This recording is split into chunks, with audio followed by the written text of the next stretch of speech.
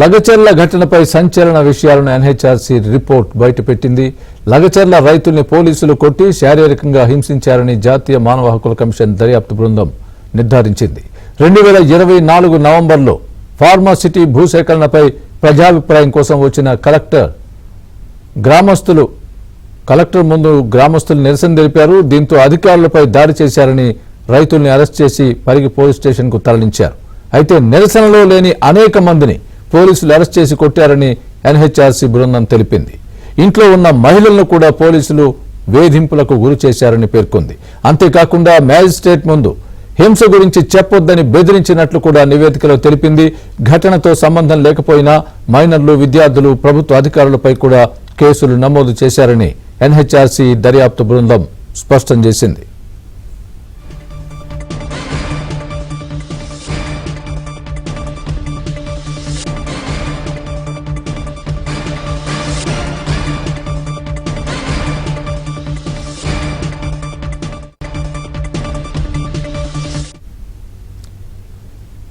ఇదే అంశానికి సంబంధించి పూర్తి అప్డేట్ మా ప్రతినిధి ప్రవీణ్ చెప్తారు. ప్రవీణ్, లగచర్ల ఘటనపై పరిశీలన విషయాలను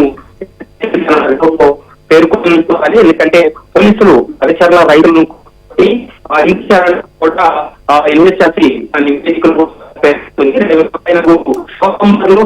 కోసం భూసేకరణ కోసం